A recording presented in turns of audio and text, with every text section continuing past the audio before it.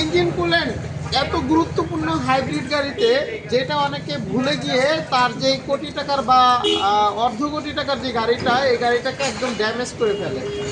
অনেকে এই engine coolant বছরের পর বছর চেঞ্জ করে না, যার কারণে ইঞ্জিনের ওয়াটার পাম্পটা ড্যামেজ হয়ে যায়, ইঞ্জিন ওভারহিট হয়ে ইঞ্জিনটা পুরোপুরি পার্মানেন্ট ড্যামেজ হয়ে যায়। তো আজকে আমরা পিরিয়ডিক মেনটেন্যান্সের মাধ্যমে এই হ্যারিয়ার গাড়িতে এই অরিজিনাল যে টয়োটার কুলেন্ট, এই টয়োটার কুলেন্টটা ঢালবো। এই 4টা কুলেন্ট লাগে, অলরেডি এই যে একটা আমি ঢালি, আপনারা দেখেন।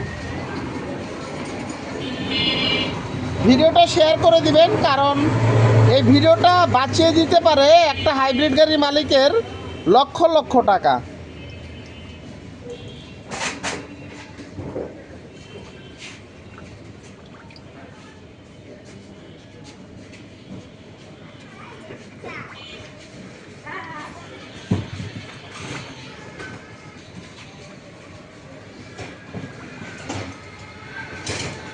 তো এইভাবে যখন আপনি সময় মতো কুলেন্টগুলোকে চেঞ্জ করবেন, আপনার এই ইঞ্জিন কখনোই ওভারহিট হবে না, ওয়াটার পাম্প ড্যামেজ হবে না, ইঞ্জিন পার্মানেন্ট ড্যামেজ বা জ্বলে যাওয়া, পুড়ে যাওয়া এই ধরনের সমস্যা থেকে আপনারা বেঁচে যাবেন।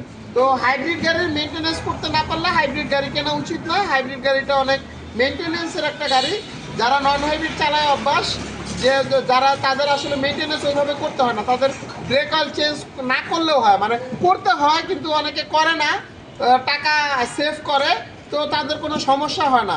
কিন্তু হাইব্রিড গাড়িতে আপনি যদি এই রেডিওটার কুলেন্ট চেঞ্জ না করেন, ব্রেক অয়েল চেঞ্জ না করেন, টাকা বাঁচাইতে যান বা একটু কিপটামি করতে যান, আপনার গাড়িটা পার্মানেন্ট ড্যামেজ হয়ে যাবে। তাই এই ধরনের কিপটামি যদি আপনার করার ইচ্ছা থাকে যে না আমার গাড়িতে আমি একটু কম খরচ করব, তাহলে আপনি অবশ্যই নন হাইব্রিড গাড়ি কিনবেন, হাইব্রিড গাড়ি কিনবেন না। আর হাইব্রিড গাড়ি কিনলে এই ধরনের যে আপনার মেনটেন্যান্স, হ্যাঁ, এগুলো করতেই হবে।